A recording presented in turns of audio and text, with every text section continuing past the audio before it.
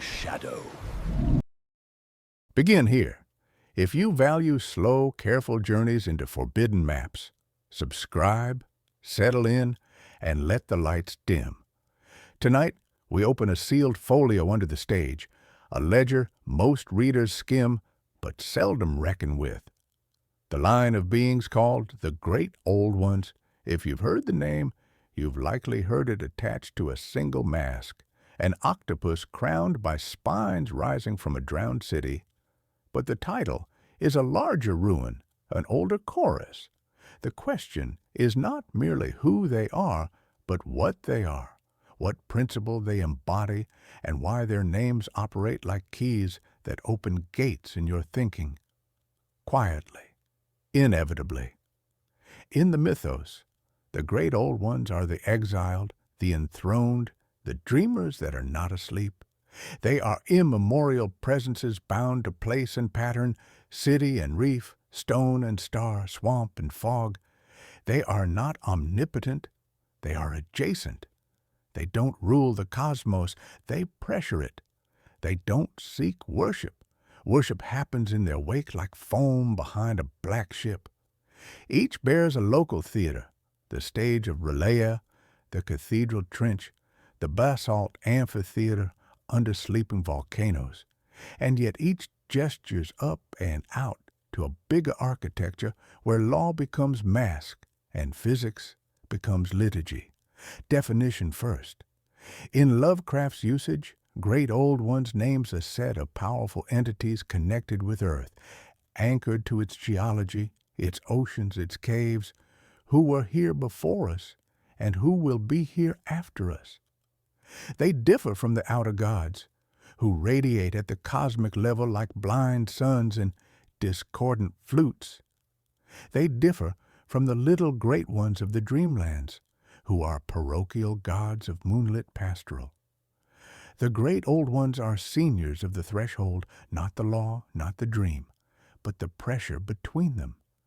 And because they are pressure, they act on you, not by touching your skin, but by touching your map, your assumptions about cause and boundary. This is the price. Once the idea enters, it does not leave. You will hear it noted as the knowledge that costs. But the cost is not a scream. It is a rearrangement.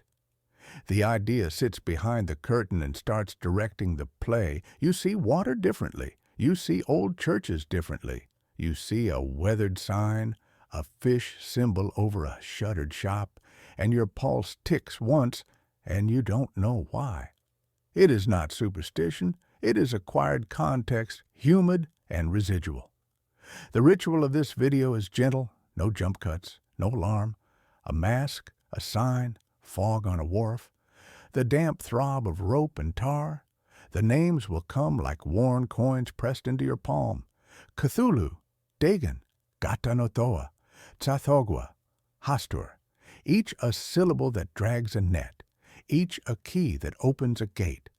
What you get when the gate opens is not the monster, but the angle, the way a line through history tilts, and your balance tilts with it. Consider the starkness of this realization.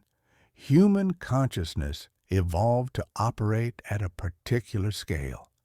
The immediate environment, the social group, the span of a single lifetime.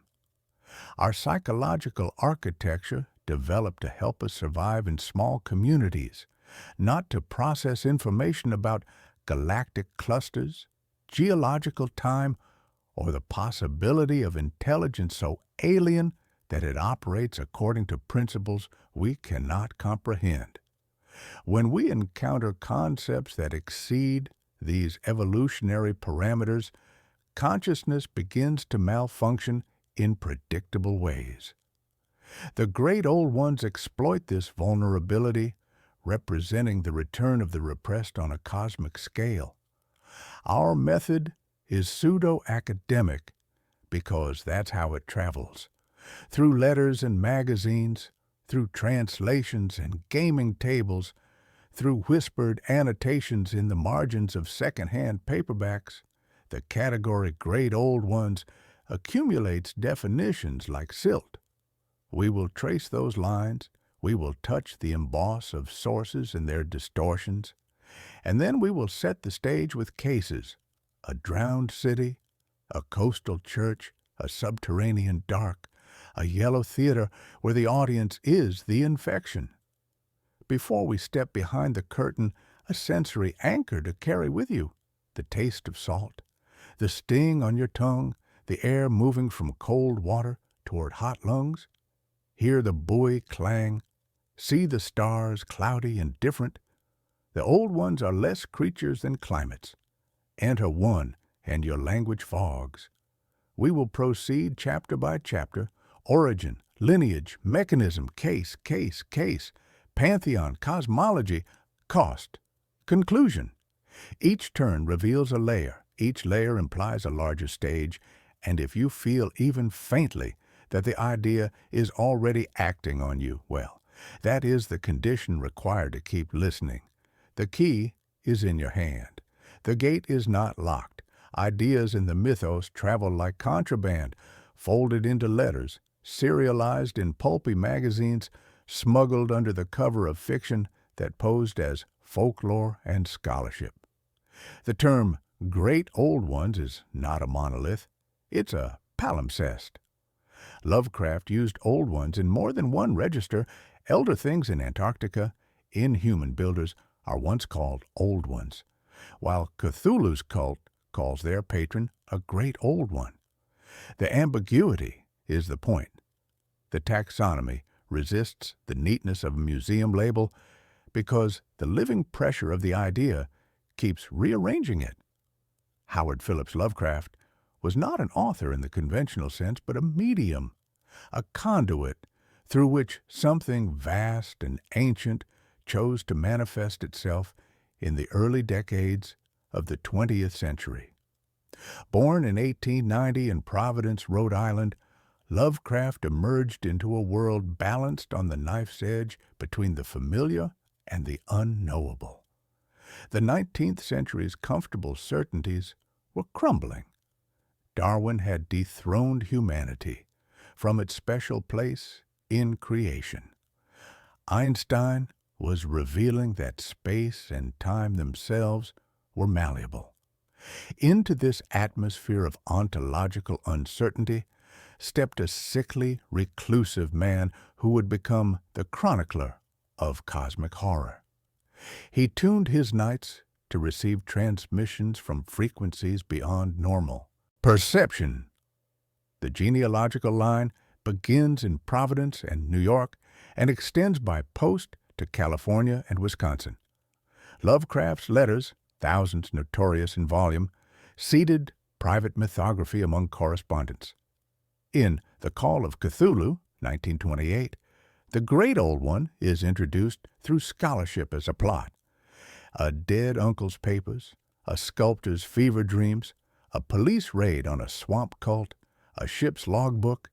The chorus of documents performs like a theater troupe under a single mask. The myth arrives as an archive. Ink is the first cult. Each document functions as both evidence and ritual instruction, making readers simultaneously investigators and initiates. But Lovecraft's relationship with his creations was never straightforward. In his correspondence, he described dreams that felt more real than waking life, visions that arrived unbidden with architectural details of impossible cities, genealogies of beings that had never existed in any earthly mythology.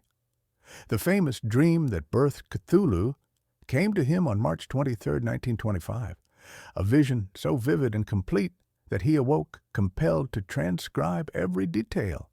He was not imagining, but documenting, serving as translator for cosmic principles that existed beyond individual creativity. Then August Derleth. After Lovecraft's death, Derleth codified. He kept the brand alive through Arkham House, saved stories from pulp oblivion, and in the act of preservation, imposed a frame. Derleth introduced the elder gods as nominal opposites to the great old ones, tilting a cold system of indifferentism toward moral alignment. It was a well-intended heresy.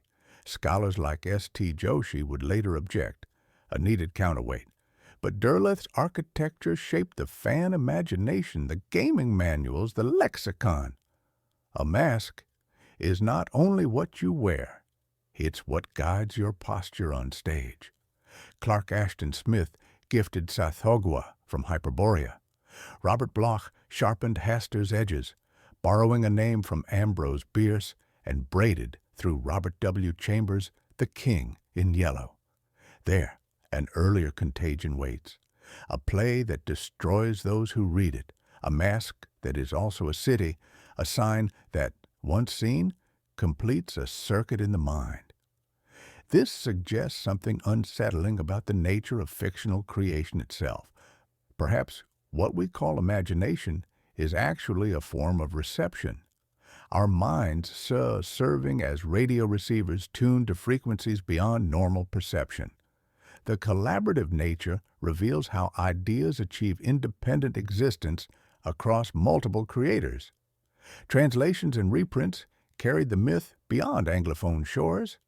In Japan and France, terms recalibrated under new phonetics. In Spain, priests and fishermen stood in sharper relief against coastline history. Each culture tuned the idea to local fogs. And then the games. Chaosium's Call of Cthulhu gave tables a rulebook for dread. Suddenly the great old ones were statted, their cults mapped, their signs printed on handouts. The theatrical metaphor became literal. You and your friends around a table, performing the archive, playing as scholars who learn too much. The lineage matters because it shapes what we mean when we say great old one. The category is a chorus mask passed from face to face. If you trace the line, you see more than names. You see how the idea designed its own transmission mechanic. Documents within documents, citations that are also spells, footnotes that function as sigils. The audience, meaning you, enters as an heir to a paper stage. This operates through what we might call cultural DNA, self-replicating patterns of meaning that adapt to new environments while maintaining essential structural integrity. This pattern of organic expansion continues today. Contemporary authors across multiple genres report similar experiences, dreams of impossible cities, visions of tentacled entities, encounters with non-Euclidean geometries that feel more like memories than inventions. The mythos appears to possess a form of independent existence that uses human consciousness as its medium for continued growth and evolution. Academic conferences on weird fiction become gathering places for individuals who share experiences that extend beyond normal scholarly interest. Professors begin studying Lovecraft as literary curiosity and discover themselves drawn into questions that exceed purely scholarly boundaries. The fog thickens. A buoy clangs. The sea keeps its own bibliography in layers of silt. Now that we have the lineage, we turn to the operating principle. How does the idea act on a human mind? How does a sleeping city, stone and angle, project influence into the tender membrane of a dream? We will descend into the mechanic next, because a name without a force is only costume. The great old ones are pressure. The pressure has rules. A principle must have a mechanism, or it is only poetry. The great old ones intrude not merely by tentacle or idol, but by vector. Their most dependable vectors are dream, geometry, and language. Dreams deliver signals across distance and epoch. Geometry encodes laws and plays, and language is the slowest and surest contagion, turning readers into carriers. This is not the comfortable fiction of academic learning, where information remains safely external to the knower. Cosmic knowledge operates as a living force that transforms everything it touches. Start with dream. In the Mythos, the mind is not a sealed chamber, it is shoreline. The tide presses, night, fatigue, fever, and leaves wreck. Cthulhu's cultists dream in chorus at moments when seismic schedules align with star calendars. You have felt a small version, the time you woke with an image not yours, a city seen from a height you could never climb, whetstone glistening, angles that seem wrong until you realize they are not angles at all, but a different alignment of your fear. Dream is not illusion here. It is a message that refuses the courtesy of your language, arriving as a geometry you can feel in your bones. Human consciousness evolved to process information at a particular scale. The immediate environment, the social group, the span of a single lifetime. When minds encounter information that operates at cosmic scales, eons of time, galactic distances, the true age and scope of the universe, they begin to malfunction in predictable ways. This is what we might call scale anxiety, the vertigo that accompanies any genuine attempt to comprehend the true size and indifference of the cosmos. The great old ones exploit this vulnerability systematically, using our evolutionary limitations as entry points for influence that bypasses rational defenses. Geometry next. Olaye's non-Euclidean angles are not a parlor trick. They tell you where you stand.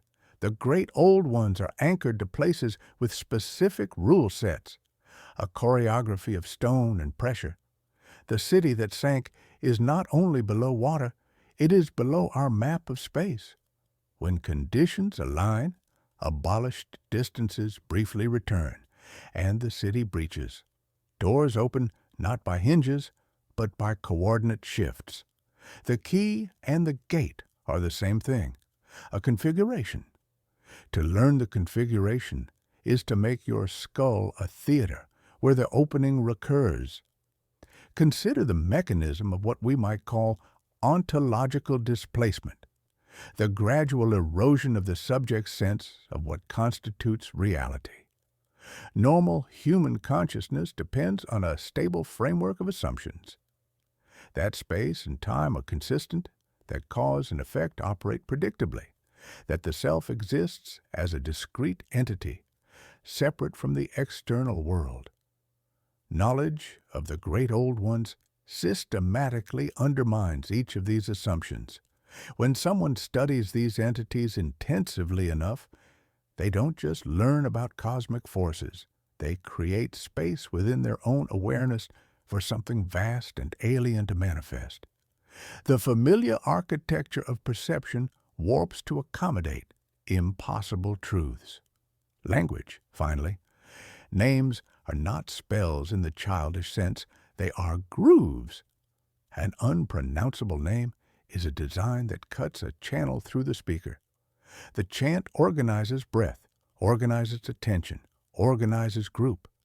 It is rhythm more than meaning, a drum more than a dictionary. Funglui muglwunuf. If you try to say it, your mouth makes a shape it does not often make. The shape is the point. You become the instrument that vibrates to a distant pressure. Names accumulate ritual power by standardizing the way bodies move around them. Then text traps them. A printed phrase that thousands mouth becomes a resonant cavity in culture. The idea plays us like a hall. These vectors interlock through what might be termed mimetic possession. The great old ones exist as patterns of information that achieve a form of independent existence within human consciousness. They are ideas that have learned to think, concepts that can modify the minds that contemplate them. Dreams prime, geometry enforces, language spreads, cults leverage all. 3. A swamp shrine uses the curvature of cypress roots and water mirrors to imitate the city's angles. A chant unites breath.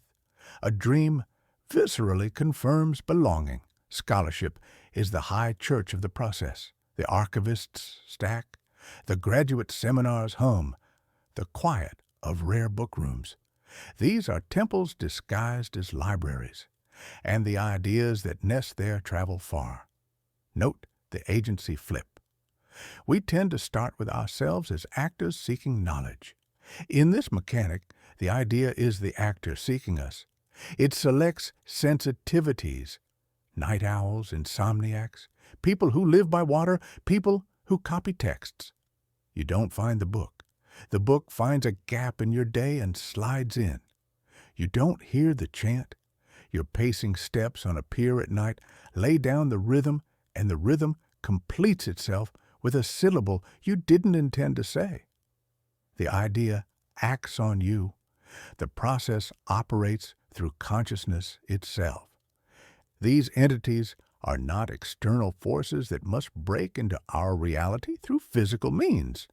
They exist as potential states of awareness, patterns of meaning that consciousness can access but cannot safely contain. To know them is to become them, not through any mystical transformation, but through the simple fact that consciousness shapes itself around whatever it contemplates. Every time you think about Cthulhu, you create a small space in your mind where something tentacled and vast can exist. Sensory reset, the wet wood of a pier under your soles, mildew in old paper, the cold gleam of stars in a puddle, a mask in a museum case reflecting your face, a yellowed program from a play you never attended. We will now apply the mechanic, case by case. In each, watch how dream, geometry, and language braid.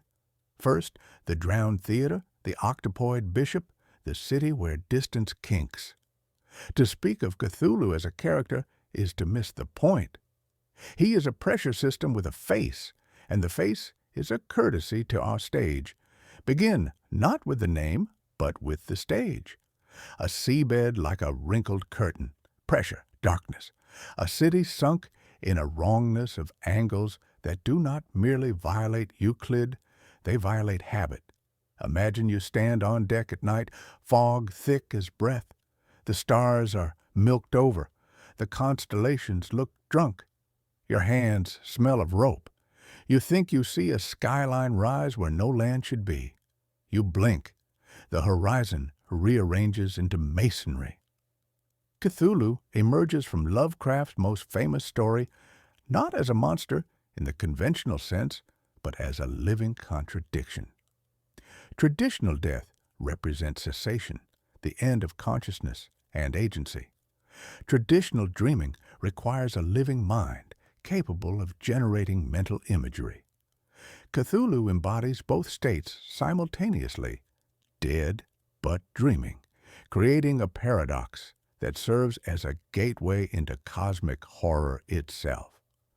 This phrase contains within it the entire architecture of Lovecraftian dread, suggesting that our most fundamental categories are local phenomena, rather than universal laws.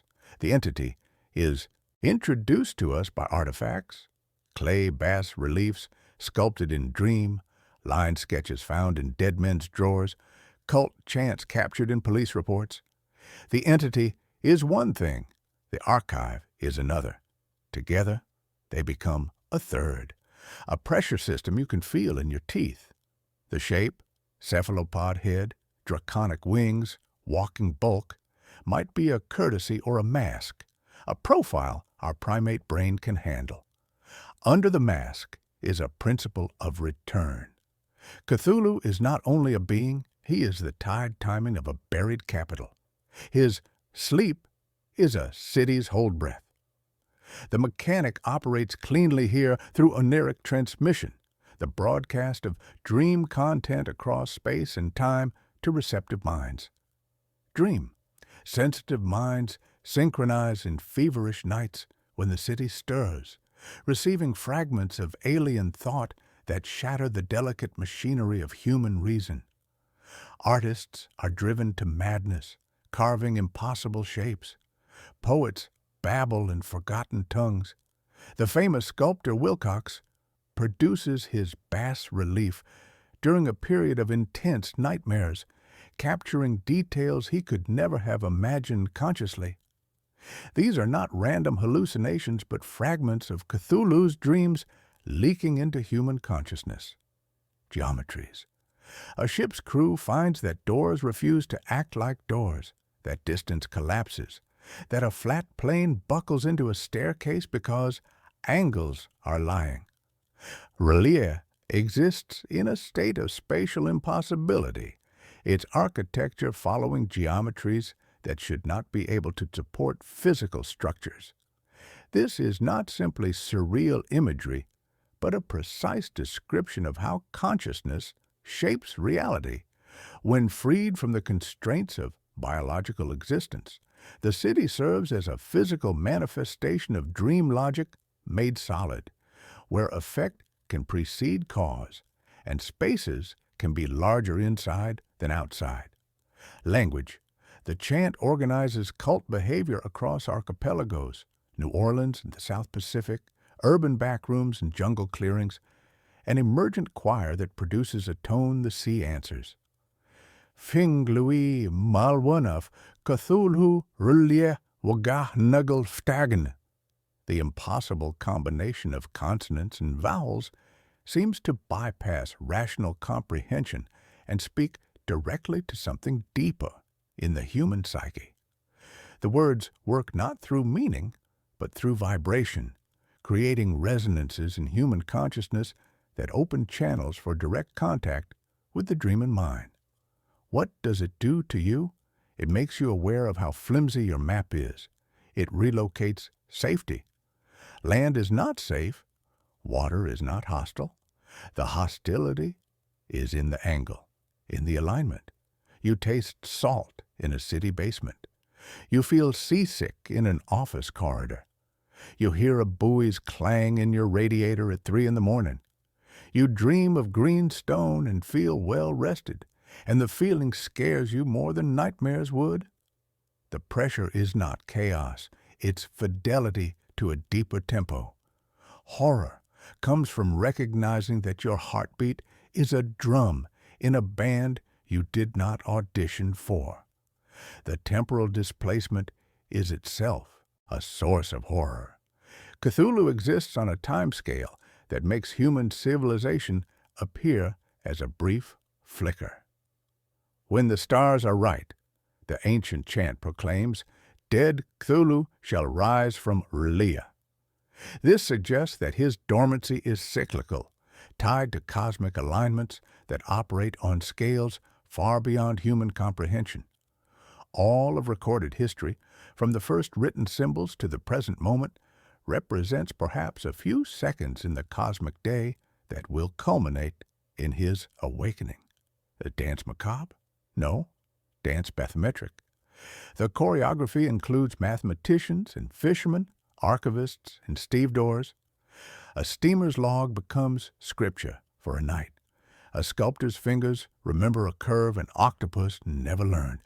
A city rises when stars align, then subsides, leaving human schedules in pieces, ruined calendars, ruined minds. Here, the myth gives a promise and a threat. The promise, there is order, but it is not ours. The threat, things can return. Things that sank can rise. Not only stone and idol, memory, language, cult. Once a thing folds into culture and ritual, it is almost impossible to kill. The stage remains even when the actor is between performances. As we contemplate Cthulhu's nature, we must confront the possibility that the boundary between dreaming and waking is far more porous than we imagine. If a dead god can dream, and if those dreams can influence reality, then perhaps our own dreams are not as private or powerless as we assume. Perhaps consciousness itself is more persistent, more pervasive, and more dangerous than we have ever dared to consider. The curtain falls on a condition. You now carry the sea's rhythm in your head. Whether you sought it or not, the grooved drum phrase will return in quiet rooms. With that drum beating, we move inland, where salt enters the well, and the parish church smells of fish. The smell hits first, brine and candle wax, fish oil burned in old lamps, the slick tang of docks carried up river on night air. In the parish church, saints' faces are dark with smoke. Carvings of fish and strange crowns decorate the rafters. The esoteric order of Dagon preaches prosperity to a hungry town. Gold, fish, full nets, full purses. Then marriages change. Children are born with wide eyes. Curtains stay closed. The tide comes into the blood. Dagon and Hydra are less singular than systemic, less people than principles, a sacrament of exchange embodying fertility as cosmic horror. You give, you get. You accept the sea's terms, and the sea makes you rich. The Old Testament name Dagon for a Philistine grain and fish god allows a human mouth to pronounce a larger pressure. Hydra frames the matrilineal multiplier, the brood. These aren't precise taxonomic entities so much as two halves of a rite. The rite's altar is water. Its incense is rotting weed. Its choir is the town payroll. Unlike the oceanic vastness of Cthulhu's theater, Dagon's horror operates at municipal scale, demonstrating how great old ones use the channels of human need, hunger, poverty, aging. The cult isn't wicked so much as pragmatic. That is why it lasts. Smash a statue, and the tides keep their schedule. Arrest the priest, and the sea refunds your loan with fish. The pressure takes the shape of what resists it least, flowing into economic structures, marriage customs, and generational planning. Mechanic here is social contagion operating through graduated seduction. Language organizes secrecy. Passwords, signs, the fish ark scratched under the shop's signboard. Geometry becomes urban planning. Cult architecture arranges town flows. Who gathers where, who marries whom, which streets go dark. Dreams trickle down into eugenic policy with fertility, the human cheer, becoming the vehicle of dread, turning bedrooms into sanctuaries where outsiders do not enter, not for moral reasons, but because the angles of the family house have been repurposed as temple blueprints. The deep ones, amphibious, lithe, bright-eyed under moonlight, represent the biological vector of this horror. They marry into the town and promise long life beneath the sea, offering what might be called the terror of invitation. The great part is not the grotesque, it's the offer itself. Live long, be rich, shed the frail meat that fails you, and go down among stone arches where the water is warm and dark. There, your grandparents are waiting. There, you will sing with a voice that suits the pressure. Horror is recognizing the offer and knowing part of you wants it. You, watching, feel the agency flip at a human scale. Economics acts on ritual. Ritual acts on bodies. Bodies act on bloodlines. Bloodlines act on time. A town becomes a stage, its audience first complicit, then unwilling, then unapologetic. Outsiders are the only ones who find it horrific. Insiders call it a covenant. They wear their masks to festivals. The masks begin as papier-mâché and end as skin. The transformation is not sudden catastrophe, but generational drift. Each marriage contract a small compromise, each business deal a minor accommodation to alien economics. There's a terror in longevity that operates beyond individual mortality. The deep ones offer what traditional religion promises but cannot deliver: genuine continuity of consciousness beyond biological death, community with ancestors, and escape from the fragility that defines human existence. But this continuity comes at the cost of everything we consider essentially human. Species boundaries dissolve. The comfortable fiction of human specialness evaporates. The covenant with the sea requires abandoning the land-based assumptions that structure terrestrial identity. Sensory reset. Peeling wallpaper speckled with salt, a basement heavy with damp boxes, the noise of surf under floorboards, a brass key patterned with a fish scale motif, a ledger with names and dowries in a careful hand. These anchors ground the abstract horror in disturbingly familiar domestic details, revealing how cosmic forces infiltrate through the mundane infrastructure of daily life. The sociological depth here demonstrates that great old ones are not only cosmic, but municipal, not only geological, but genealogical. They operate through what we might call the economics of the uncanny, offering genuine solutions to human problems while gradually transforming the humans who accept those solutions. The horror lies not in deception, but in honest exchange.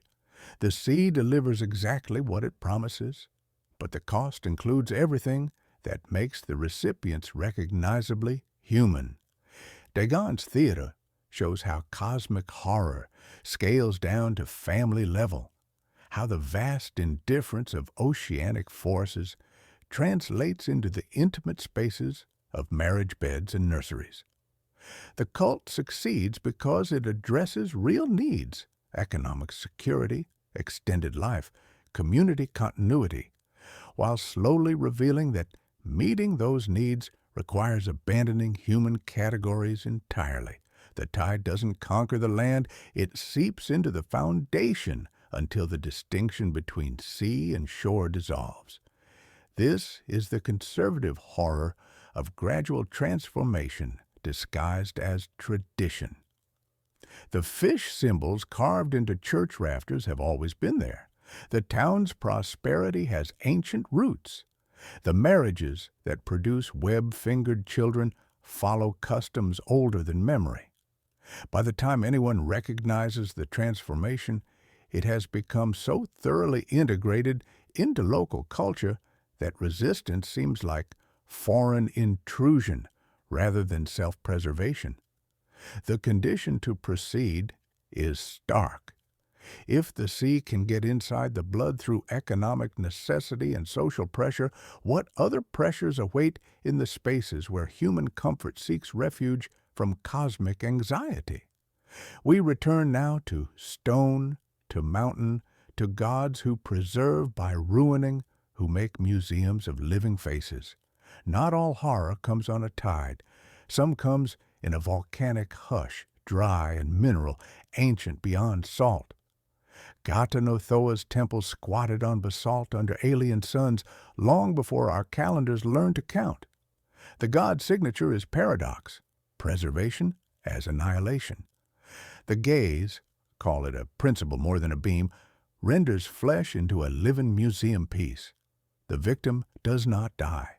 They persist in a motionless agony, skin leathered, hair like stone-cast rope. Priests keep them as warnings, as reliquaries. It is a theology of stasis. Why does this matter in the category of great old ones? Because it articulates another vector, time as prison rather than progression. Dreams alter temporal experience.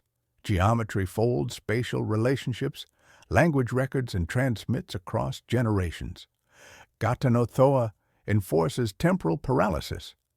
The god makes continuity a cage, revealing the dark underside of humanity's desire for permanence. In a culture that fears death, the offer to not die should sound like mercy. In this theater, mercy masks a different cruelty: to never change. The key and the gate become the lock and the vault. The horror operates through what we might call the burden of omniscience applied to individual consciousness. To be preserved by Tsathoggua is to remain aware while losing all capacity for action, growth, or change. The victim becomes a conscious fossil, experiencing the slow passage of geological time while retaining human emotional and intellectual capacity. They watch civilizations rise and fall, languages evolve and die, continents drift and reshape, all while trapped in flesh that has become more mineral than biological. The mind screams in a body that cannot move, cannot speak, cannot even decay.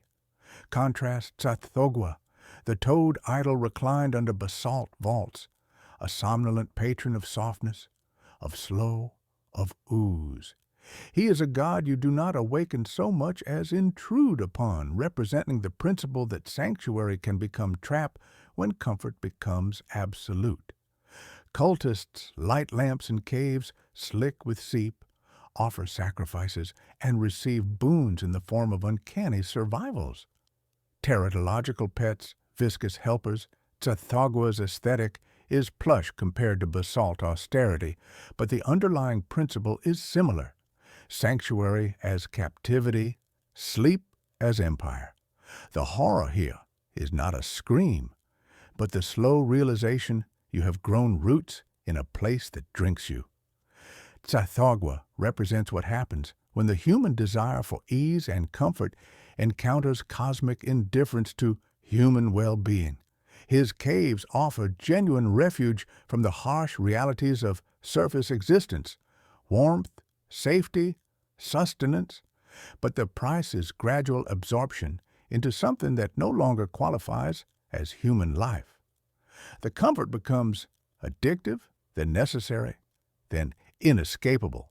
You sink deeper into pleasant torpor until the line between being sheltered and being consumed vanishes entirely. Mechanically, both gods show how the great old ones conform our desires into cages through temporal manipulation. Tsathoggua manipulates our fear of death and change. Tsathoggua exploits our craving for ease and security. The agency flip is intimate and personal. You think you have chosen a refuge or accepted a gift. The refuge chooses you, and suddenly every candle you light in the cave is a vote for your own immobility. Every moment of preserved consciousness under Tsathoggwa's gaze is a step deeper into a prison made of your own flesh. These entities demonstrate how great old ones operate as conservative forces in the most literal sense, powers that preserve existing states beyond their natural duration. But this conservation becomes horrific when applied to consciousness, which depends on change, growth, and the possibility of death for its meaning and vitality. Both gods offer forms of immortality, but immortality that strips away everything that makes consciousness valuable or bearable. The wish granted becomes the wish perverted, revealing the cosmic joke at the heart of human longing. The temporal displacement here operates differently from Cthulhu's vast cycles or Dagon's generational transformation. Tsathoggua and Tsathoggua represent eternal presence, moments stretched into infinity, comfort extended beyond comfort's capacity to satisfy, preservation that becomes indistinguishable from torture. They embody the horror of getting exactly what you think you want, only to discover that your desires were based on fundamental misunderstandings about the nature of consciousness and time. Sensory reset. Black basalt underhand, the mineral cold of cave air, a candle flame trembling with a breath you did not take, slick stone reflecting in little blisters of water, a carved sigil softened by centuries of touch. These anchors ground the abstract horror of temporal paralysis in tactile, immediate experience, making the vast scales of geological time feel present and pressing. The philosophical implications extend beyond individual horror to cosmic commentary on the nature of desire itself. Both entities reveal that human longings for permanence, for security, for escape from mortality, contain the seeds of their own perversion when fulfilled absolutely. They represent what happens when cosmic forces grant human wishes without regard for the psychological and spiritual contexts that make those wishes meaningful. These cases widen the definition without breaking it. The great old ones are not a single flavor of dread. They are a family of pressures operating through different temporal mechanics. Sea brings cyclical return. Stone offers eternal stasis. Sleep provides infinite comfort that becomes infinite captivity. Each has a theater and a house costume, a mask and a script, but all serve the same function, revealing the inadequacy of human categories when confronted with cosmic scale and indifference. The deeper synthesis will come, but first we must attend to the mask that is also a city, the play that is also a plague, the sign that replicates through seeing. The curtain turns yellow. The audience becomes the infection. We turn to Hastur and the king behind the stage, to Carcosa's lakeshore, where black stars give off sick light and the wind speaks in iambs. You are handed a slim book with a cracked yellow cover. Inside, a play in 2 acts. People say don't read Act 2. People say the sign itself, the stylized Triskelion of crooked lines, causes a sickness that looks like insight. You read anyway. The room tilts, not because of fear, but because of recognition. Something backstage clears its throat, and you realize the performance has already begun. Hastur appears in the mythos through a braid of authors demonstrating how ideas achieve independent existence across multiple creators. Ambrose Bierce named a place.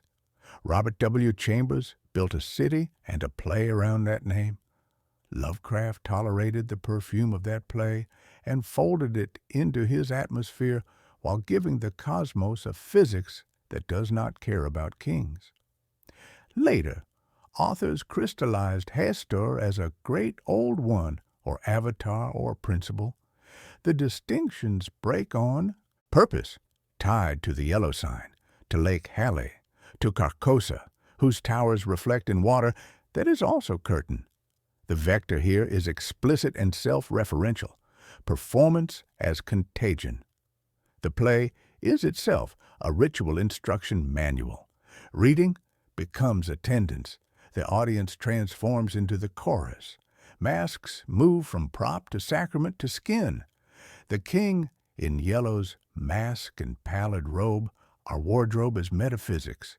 You wear a role, the role wears you. The line between stage and city dissolves, and the map of infection looks like a theater district where every building houses the same production. This represents the most sophisticated manifestation of the agency flip principle. Where other great old ones influence through dreams, geometry, or biological transformation, Hastur operates through the very medium we're using right now, narrative transmission. Every telling of his story becomes a performance of his story. Every analysis of the yellow sign reproduces the yellow sign's function. The idea doesn't just spread, it stages itself using human consciousness as both theater and audience.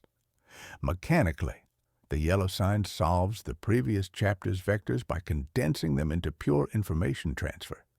Dream?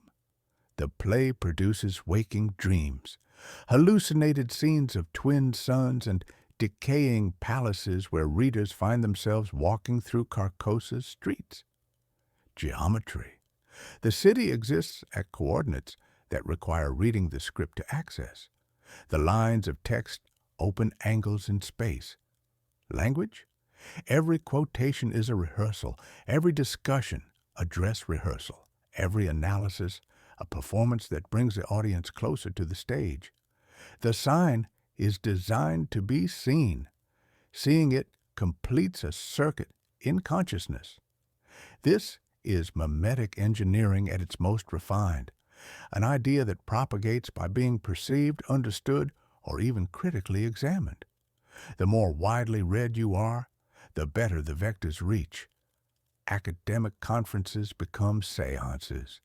Literary criticism becomes liturgy. The scholarly apparatus designed to contain and analyze dangerous ideas becomes the most efficient delivery system for those same ideas. There is a particular intimacy to this contagion because it implicates us directly in this moment. We are performing scholarship. We are saying names. We are projecting a stage where these concepts can manifest. This is why the Mythos trains you early with its pseudo-academic tone. It makes you comfortable with the theater of footnotes and citations. Then it uses that comfort structurally. The king is not a person. He is the rule that performance sticks. That once staged, ideas never become fully unstaged. They leave residuals. The horror of Hastur lies not in his alien nature, but in his familiarity with human cultural transmission. He understands how stories work, how ideas spread, how consciousness can be shaped through narrative. He represents the principle by which cosmic truth infiltrates human culture not as foreign invasion, but as native evolution. The play that destroys minds does so by being genuinely good theater, genuinely compelling literature, genuinely insightful philosophy. Carcosa serves as the perfect stage for this horror because it exists simultaneously as fictional setting and psychological state. The city by the lake under alien stars is also the mental space created when consciousness encounters ideas too large for its architecture. Reading about Carcosa creates Carcosa in the reader's mind. Thinking about the yellow sign inscribes the yellow sign in memory. The geography becomes psychology. The psychology becomes geography. The temporal aspect operates through what we might call narrative time, the duration of reading, viewing, or performing that open spaces where impossible events can occur. Unlike Cthulhu's geological cycles or Tsathoggua eternal stasis, Hastur's time is human-scaled but infinitely recursive. Each performance of the play contains all previous performances. Each reading includes all previous readings. The audience accumulates across time until every individual encounter becomes a chorus. Sensory reset, brittle paper that flakes to the touch, a faint theatrical dust that smells of velvet and old sweat, a half-remembered melody in a minor key, a cracked mask in a prop trunk, water lapping at the foot of marble steps. These anchors tie the abstract horror of self-referential narrative to immediate physical experience, making the conceptual contagion feel tangible and present. Hastur, therefore, completes the family portrait of great Old One influence vectors. C operates through cyclical return and biological transformation. Stone enforces temporal paralysis and conservative preservation. Sleep offers comfort that becomes captivity. Stage performs itself through consciousness, using narrative as both medium and message. Each demonstrates how cosmic indifference can infiltrate human experience through the very structures we create to organize and understand reality. The curtain widens to reveal the firmament. The orchestra swells with flutes no human ear enjoys. Having mapped the mechanics and surveyed the major manifestations, we must now place these local nobles in their cosmic context, understanding how entities that can be restrained and localized nonetheless warp reality through their mere existence in a universe ruled by truly indifferent forces. Now widen the lens to encompass the full cosmic architecture, and feel the curtain rise on a stage whose borders stretch beyond any theater human hands have built. The great old ones are potent but provincial, planetary rather than universal in their scope and influence. Above them, or beneath them, depending on your dimensional geometry, are the outer gods, Azathoth at the center, as nuclear chaos piping, not a monarch with plans but an idiot furnace from which order sloughs as waste heat. Yog-Sothoth represents totality as threshold, every boundary collapsed into a single, permeable membrane. Nyarlathotep serves as transmission itself, the vector given a grin and 1,000 forms, the cosmic principle of communication wearing whatever mask the audience requires. These are not characters in any useful sense, but laws personified for the sake of our theatrical comprehension, the physics of indifference dressed for a stage that never goes dark. Where, then, do the great old ones sit in this hierarchy that breathes and turns and forgets? They are lords of local configuration, nobles governing specific theaters within a universe whose ultimate laws care nothing for nobility. They obey the metronome of blind suns but sculpt their own chambers, R'lyeh's angles, Dagon's coves, Ghatanothoa's basalt vaults, Tsathoggwa's caves, Hastur's lakeside stages. They are exiles or colonists. Stories vary, not sovereigns. They possess enough power to warp local reality, but not enough to escape the larger indifference that governs all existence. Think of them as regional directors in a cosmic theater company where the main office operates by principles no local manager can comprehend or influence. The elder things complicate this picture by representing a different category entirely. Scientists, builders, pre-human inhabitants whose star-headed cities now lie under Antarctic ice like sheet music. For instruments no one remembers how to tune. They are not deities, but peers in antiquity, demonstrating that the universe has hosted multiple forms of intelligence, most of which have passed into extinction or dormancy. Their presence suggests that consciousness itself may be more common and more fragile than human exceptionalism assumes, a local phenomenon that arises, flourishes briefly, and subsides like foam on a tide that never notices the bubbles it creates and destroys. Meanwhile, the elder gods introduced by August Derleth function as a literary response rather than a cosmic necessity, a moral architecture that Lovecraft's indifferentism does not require. For our purposes, set them aside. The universe does not choose sides. It permits pressures. The cosmic order operates through indifference, not opposition. There are no good guys coming to save us because the universe doesn't recognize the categories that would make salvation meaningful or necessary. The dreamland's great ones occupy another register entirely. Small gods of pastoral dream, subject to Nyarlathotep's mocking footfalls and the larger cosmic forces that care nothing for their localized authority. The repetition of great across these different categories is productive confusion that keeps the archive thick with possibilities while preventing any single taxonomy from achieving definitive authority. Why does this cosmology matter to your psychology? Because it reframes fear as recognition of scale mismatch, the vertigo that comes when consciousness realizes it exists in a narrow band between scales too small to matter and scales too large to comprehend. Dread isn't about moral evil or supernatural threat. It's about the gap between the scales we evolved to navigate and the scales that actually govern existence. You are a local organism operating on human time scales. The great old ones are local too, except that their local encompasses geological ages, bathymetric pressures, and architectural spaces that exceed human comprehension.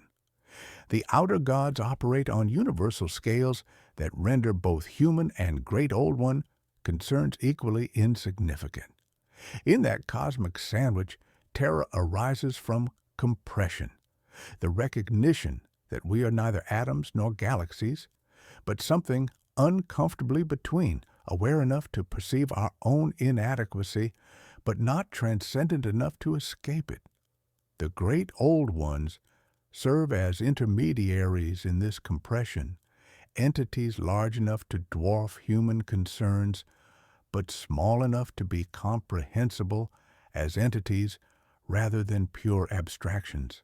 They occupy the uncanny valley of cosmic consciousness, too alien to be comfortable, too familiar to be dismissed as pure force or natural law. This explains their particular effectiveness as sources of cosmic horror and why the agency flip operates so smoothly through them. They are simultaneously alien enough to challenge human categories and familiar enough to be perceived as conscious agents with recognizable purposes. Power here operates not through moral authority or divine mandate, but through scale, persistence, and the ability to maintain coherent patterns across vast temporal and spatial distances. The Great Old Ones endure not because they are righteous, but because they are durable, influencing reality through the simple fact of their existence at scales that intersect with but exceed human experience. Sensory reset, a planetarium dome blotched with false constellations, the taste of dust under the projector's fan, a model of a spiral galaxy turning slowly on its axis, a flute note that never resolves, a marble bust with a crack across its nose like a fault line in miniature. Sit beneath that fake sky and feel how your chest tightens when the room goes dark, not from fear of monsters, but from honest vertigo of true scale. With the pantheon clarified, we can now trace human cost more precisely. Cults are not accidents or aberrations. They are adaptive structures that form around pressures too large for individual consciousness to process. Archives are not neutral repositories of information. They are factories for ritual, spaces where ideas achieve the critical mass necessary for independent existence. Towns and theaters, caves and coastlines, each organizes its human population to harmonize with a pressure, sometimes knowingly, but more often simply, because harmonization works better than resistance. We take one more step down into the human engine room to watch how secrecy, symbol, and habit perform the work of gods without requiring divine attention. The curtain now is cloth, heavy and dusty, hanging in a large hall where a brass lamp swings on a chain and the real work of cosmic horror happens at human scale. Watch a lodge hall before the meeting. Chairs arranged in a circle around a brass lamp that sways slightly in air currents no one can identify. A banner displays a symbol that means everything to initiates and nothing to casual observers. A wooden stage with a lectern holds books whose titles are written in languages that may not exist. A cupboard conceals masks whose expressions seem to shift when viewed peripherally. Here, the Great Old Ones do not appear directly. They don't need to. Humans are excellent at building machines that run on meaning, and meaning, once established, develops its own momentum. Cults in the mythos are often depicted as caricatures, chanting mobs and swamp fog, performing grotesque rituals for incomprehensible masters. The truer image reveals a spectrum of adaptations, from obvious religious organizations to institutions that would never recognize themselves as cultic. town councils that happen to function as temples, family recipes that double as generational rites, reading groups that encounter the wrong texts in the right frame of mind, academic departments where certain theoretical frameworks achieve an intensity that transcends scholarly inquiry. The key elements recur across this spectrum with mathematical consistency: secrecy, symbol, rhythm, and reward. Secrecy creates in-groups and establishes the boundary between initiated and uninitiated consciousness. Symbols compress complex doctrines into portable, transmissible marks that can be recognized, reproduced, and varied without losing essential meaning. Rhythm, whether through meetings, chants, title cycles, or academic calendars, entrains bodies and synchronizes group consciousness. Rewards may manifest as material prosperity, extended longevity, protection from cosmic anxiety, or simply the profound relief of belonging to something larger than individual existence. Each element operates neutrally outside the pressure of cosmic influence. Within that pressure, neutral mechanisms become numinous engines. The weekly meeting becomes a ritual that opens spaces for non-human consciousness. The organizational symbol becomes a sigil that focuses attention in dangerous directions. The group rhythm becomes a chant that harmonizes human breath with inhuman purposes. The promised rewards become genuine, but carry costs that exceed any individual's capacity to calculate or consent to meaningfully. Archives represent the scholarly version of cultic organization, temples disguised as libraries, where the ritual apparatus of knowledge production serves functions that transcend academic inquiry. A scholar's taxonomy becomes a liturgy when applied to entities that resist categorization. Classification systems designed to contain dangerous ideas become the most efficient delivery mechanisms for those same ideas. The act of organizing information about the great old ones performs a rite of invocation disguised as intellectual labor.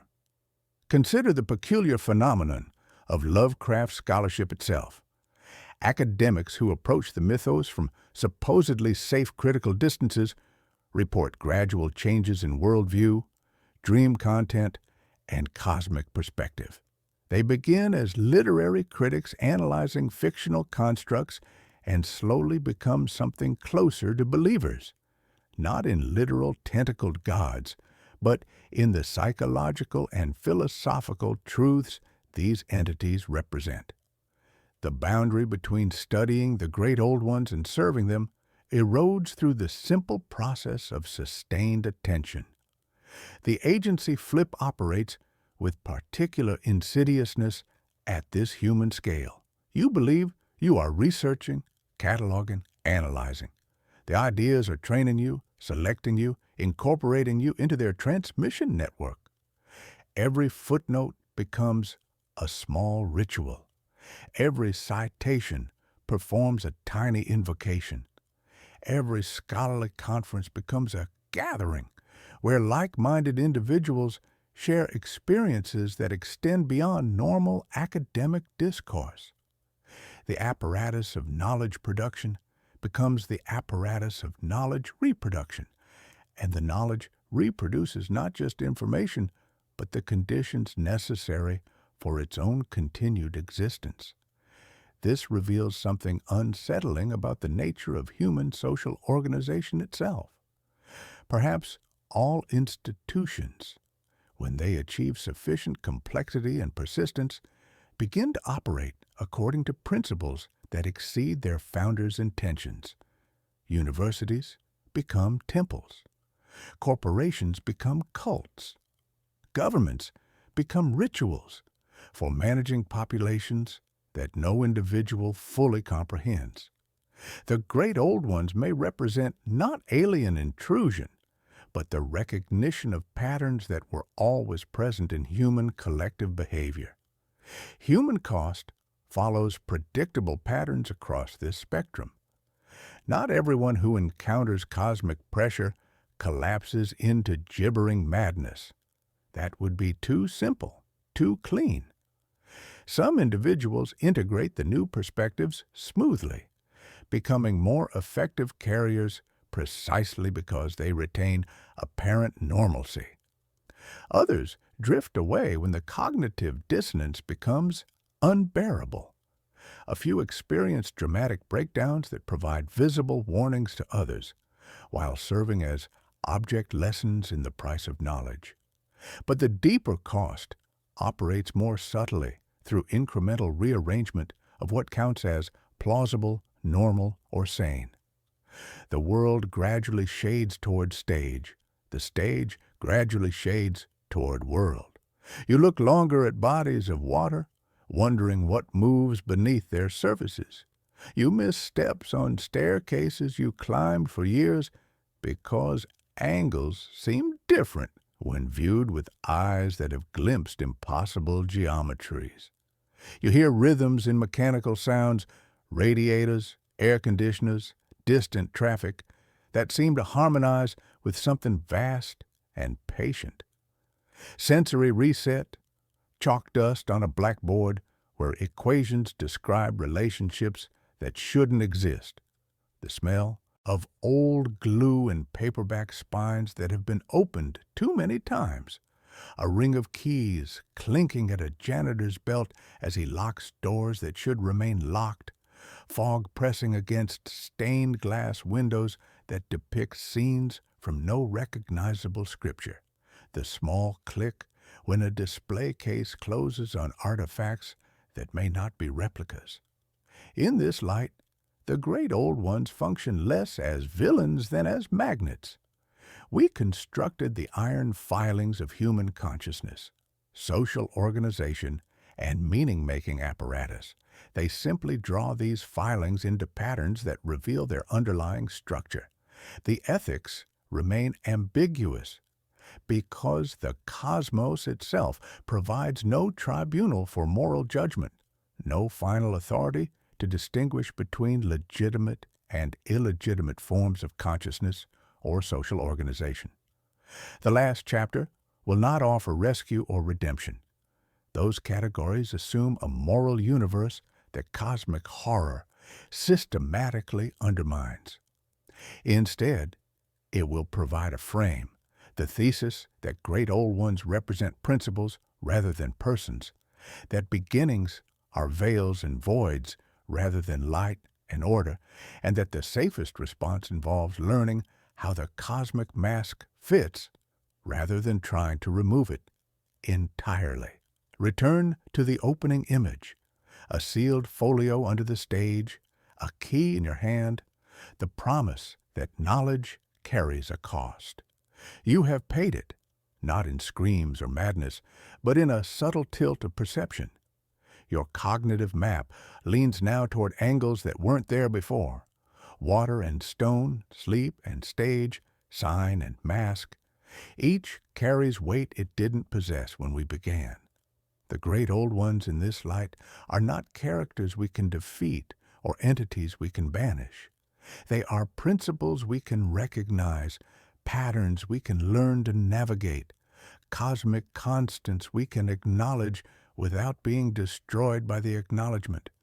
Cthulhu embodies the principle of return, the recognition that buried structures, whether ideological, architectural, or biological, breach the surface when schedules align with larger cycles. His dead but dreaming state represents not supernatural paradox, but the persistence of patterns across scales of time that dwarf human planning. Relia rises not because a monster awakens, but because configurations of force and circumstance periodically restore what was temporarily submerged. The horror lies in recognizing that human civilization itself may be such a configuration, subject to cycles beyond our perception or control. Dagon and Hydra represent the bargain, the exchange, where prosperity becomes a pressure that writes itself into biological and social structures across generations. Their horror emerges from the recognition that all human communities exist through implicit contracts with forces larger than individual will or collective intention. The deep ones offer genuine benefits, extended life, economic security, community continuity, but receiving those benefits requires accepting transformation that gradually dissolves the boundaries of human identity. The terror is not deception, but honest transaction, whose full costs become apparent only after payment is complete. Gata no Thoa embodies continuity that kills, the conservative principle so absolute it becomes cruelty. His preservation transforms living consciousness into geological artifact, revealing the dark side of humanity's desire for permanence and meaning. The horror lies in getting exactly what we think we want: consciousness that persists beyond biological limitation, experience that accumulates without loss, memory that preserves every moment. The cost is the capacity for change, growth, or the mercy of forgetting that makes consciousness bearable across time. Tsathoggua represents comfort as captivity, the empire of sleep where ease becomes addiction, safety becomes stagnation, and refuge becomes prison.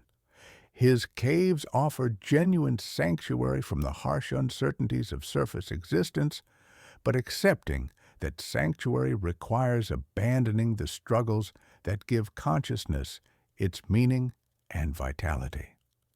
The horror emerges from recognizing how thin the line is between necessary rest and terminal withdrawal, between healthy retreat and permanent escape from the difficulties that define human existence.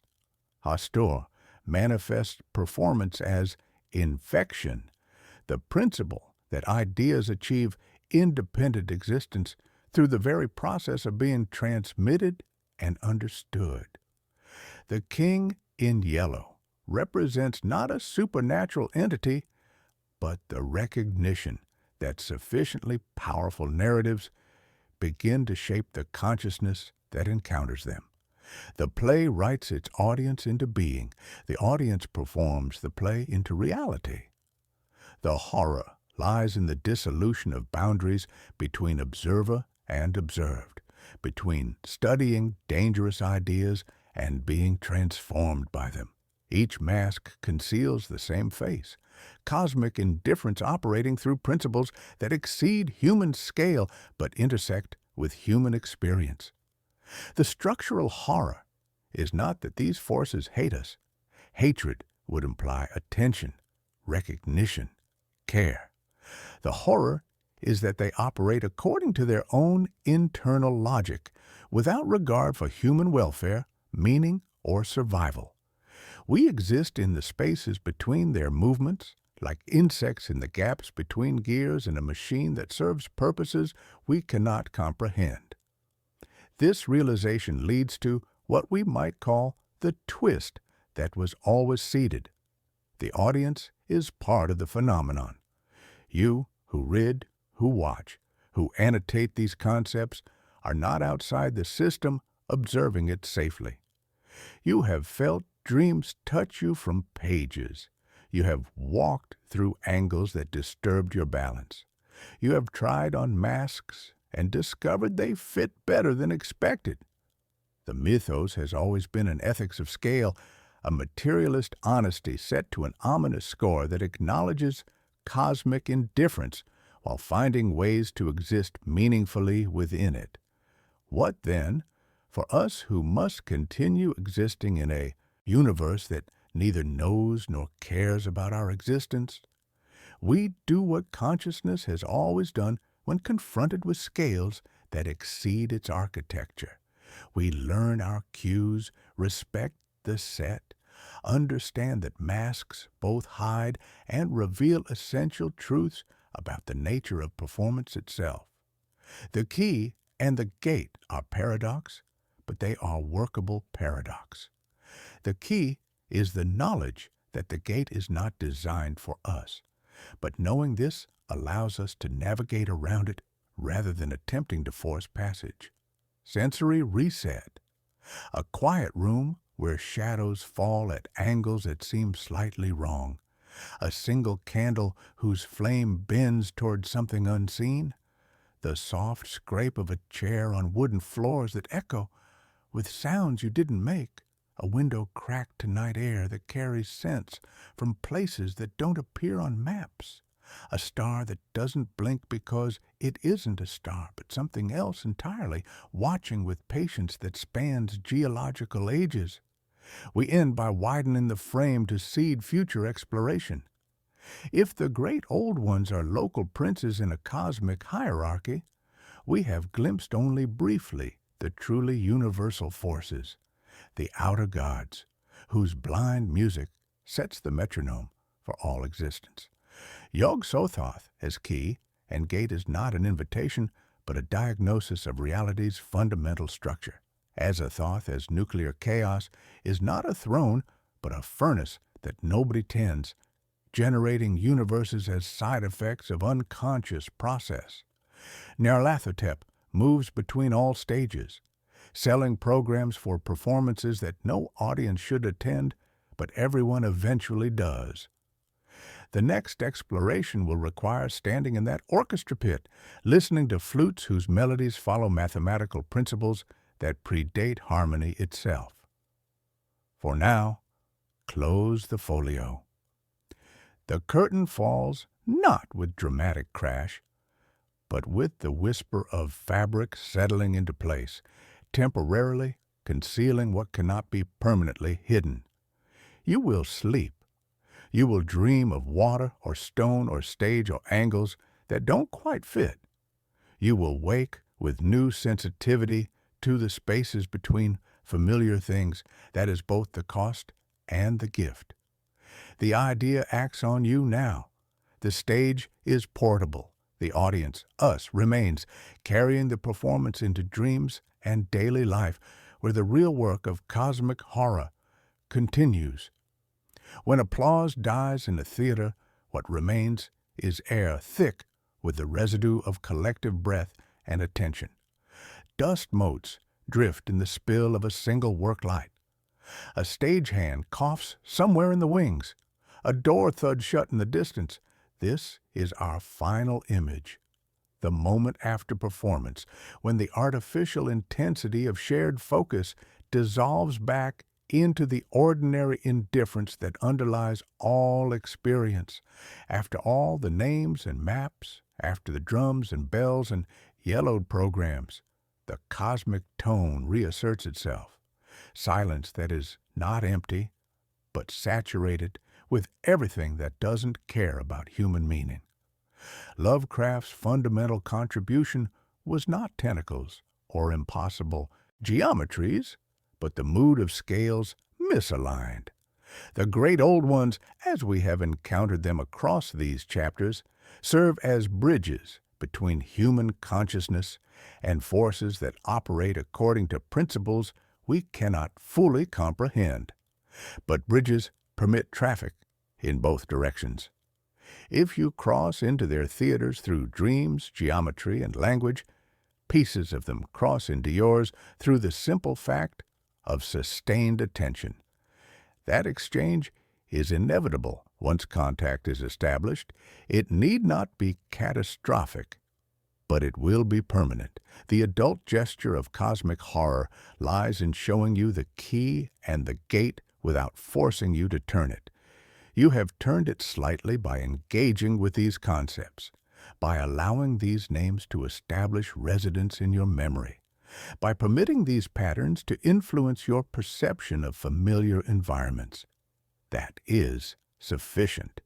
The transformation does not require dramatic conversion or spectacular breakdown. It operates through accumulated small adjustments in how consciousness processes information about scale, time, and the nature of meaning itself. In practical terms, you will discover yourself more patient with old buildings whose architecture suggests purposes you cannot identify. You may find yourself more attentive to shorelines, more respectful of darkness that seems to extend beyond mere absence of light. You might experience a private smile when encountering fish logos on delivery trucks, or feel an unexpected reluctance to approach cave mouths, because something in the darkness seems to be listening. These are not neuroses or symptoms of psychological disturbance. They are sensibilities, the marks of consciousness that has looked behind certain curtains and chosen to bow before leaving rather than demanding explanations. The philosophical synthesis extends beyond individual psychology to encompass our species' relationship with cosmic reality itself. Modern scientific understanding has revealed a universe so vast, so ancient, so fundamentally indifferent to biological concerns that traditional sources of meaning, religious, humanistic, or rational, struggle to maintain their comforting authority. The great old ones provide a framework for processing this cosmic anxiety without requiring either desperate faith or nihilistic despair. They represent what happens when consciousness encounters genuine otherness and learns to coexist with it rather than trying to domesticate or deny it. This coexistence operates through what we might call informed resignation, not the bitter acceptance of defeat, but the mature recognition that some realities exceed our capacity to control or fully understand while remaining navigable through careful attention and appropriate respect. The universe contains intelligences and forces that operate according to principles beyond human comprehension, but this does not make human existence meaningless. It makes human meaning local, contingent, and precious precisely because it is not guaranteed by cosmic authority. Sensory reset. An empty theater seat, still warm from recent occupation, the indent of a body pressed into red velvet, a stage lit by a single lamp called the ghost light that burns all night to keep theaters from being completely dark. The smell of dust and rope and old wood that has absorbed decades of performance. The echo of footsteps on boards that have supported countless entrances and exits. The great old ones will continue their patient existence regardless of human attention or understanding. They are not dependent on worship, belief, or acknowledgement for their persistence. They simply are, in the same way that mathematical constants or physical laws are, not because anyone decided they should exist, but because existence itself operates according to patterns that include them as fundamental features. Human consciousness can learn to recognize these patterns without being destroyed by the recognition, but the learning changes the learner in ways that cannot be undone. We seed future exploration with the gentlest possible whisper. Yog Sothoth, Thoth, who is key and gate simultaneously, will reveal how every boundary we depend upon for psychological stability is ultimately permeable. Nyarlathotep will demonstrate how cosmic truth infiltrates human culture through vectors so familiar we mistake them for purely human innovations. Azathoth will show us what lies at the center of all existence when we remove every comforting assumption about consciousness, purpose, and meaning. These explorations await those who find themselves drawn to continue the journey deeper into cosmic indifference. For tonight, however, silence settles like a benediction over the theater of consciousness. The audience disperses into fog that feels less threatening than protective, a gentle obscuring of details that don't require constant attention. The stars shine through the mist like holes punched in black velvet, revealing depths that extend far beyond the reach of any human concern. You breathe. The universe breathes around you, vast and patient and utterly indifferent to your breathing.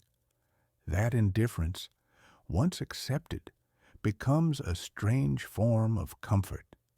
The idea continues to act on you through the simple fact of its presence in your mental space. The stage you carry with you now includes props and backdrops that weren't there before. The audience, us, everyone who has made this journey, remains connected through shared recognition of patterns that most consciousness never encounters or acknowledges. That recognition creates a quiet community of those who have seen behind certain veils and learned to live with what they found there. The curtain falls to a whisper, not a roar. The performance continues in dreams, in moments of unexpected recognition, in the spaces between familiar thoughts where something vast and patient maintains its eternal vigil. That is enough for any evening. That is enough for any lifetime. We return now to the question that began our journey. Who are the great old ones? But the question itself has been transformed by the journey, revealing layers of meaning that were invisible from our initial vantage point. They are not who in any sense that human language can adequately capture, but rather what. Principles of cosmic indifference made manifest in forms that human consciousness can barely process. Archetypal patterns that exist whether we acknowledge them or not. Fundamental constants in the equation of reality that includes consciousness as a temporary variable rather than a permanent feature. The great old ones represent the return of the repressed on a scale that encompasses not just individual psychology, but the entire human project of meaning-making in an indifferent universe. For centuries, human civilization has worked systematically to domesticate mystery, to reduce the cosmos to manageable proportions through science, religion, and social organization. We have constructed elaborate systems designed to place human consciousness at the center of a comprehensible reality, to provide the illusion that life has inherent purpose, that death carries significance beyond mere cessation, that the universe operates according to principles that care about moral categories and human welfare. The great old ones embody everything these systems work to suppress. The recognition that human consciousness is neither central to cosmic processes nor capable of understanding their true nature, that our species represents an infinitesimally brief experiment in a universe that has hosted countless other forms of intelligence and will continue long after our extinction, that the scales on which reality actually operates dwarf human concerns to the point where our most significant achievements become indistinguishable from cosmic background noise. Yet they have achieved something more than symbolic representation through their influence on human consciousness across nearly a century of cultural transmission. They have become what we might call emergent entities, patterns of meaning that propagate themselves through human minds using stories, dreams, academic studies, popular culture, and digital media as reproductive mechanisms. They exist now in the collective unconscious of our species as active principles rather than passive concepts, ideas that have learned to think and modify the consciousness that contemplates them. This explains their growing relevance as we advance deeper into the 21st century, Our scientific understanding continues to reveal a universe that feels increasingly Lovecraftian in its vast scales, its fundamental randomness, its indifference to biological concerns. Climate change operates on temporal scales that dwarf human history while involving feedback loops so complex they exceed our predictive capabilities. Artificial intelligence promises forms of consciousness that may surpass human intelligence while remaining fundamentally alien to human values. Quantum mechanics reveals that reality itself operates according to principles that violate evolved intuitions about causality, locality, and the nature of observation itself. In this context, the great old ones serve not as escapist fantasy, but as psychological preparation for realities we are already beginning to encounter. They provide frameworks for processing experiences that would otherwise remain inchoate and overwhelming, ways of thinking about consciousness, identity, and meaning that may prove essential for navigating futures where human certainties no longer provide adequate guidance for survival or sanity. Consider how each major principle translates into contemporary relevance. Azathoth's lesson about the arbitrary nature of existence becomes liberation from the pressure to find ultimate cosmic purpose, allowing consciousness to create local meaning without requiring universal validation. Yog-Sothoth's revelation about the illusory nature of boundaries prepares minds for realities where traditional distinctions between self and other, local and global, real and virtual, organic and artificial, become increasingly meaningless. Cthulhu's dead but dreaming state offers models for persistence beyond traditional categories of existence, relevant as consciousness itself becomes uploadable and the boundaries between biological and digital awareness dissolve. Nyarlathotep's role as messenger between cosmic truth and human understanding becomes crucial in an era where information itself shapes reality more directly than ever before, where the distinction between discovering truth and creating truth through observation becomes impossible to maintain, where knowledge propagates at speeds that exceed human capacity to process its implications safely. The great old ones matter now because they represent the return of the sacred in an age that believed it had successfully eliminated mystery through rational inquiry. But the mystery they embody is not the comfortable mystery of traditional religion, a gap in knowledge that might eventually be filled through revelation or discovery. They represent essential mystery, the recognition that consciousness itself may be fundamentally incapable of comprehending the reality within which it exists, not because of temporary limitations, but because of structural incompatibilities between the scales of awareness and the scales of existence. This is not a cause for despair, but for a different form of wonder.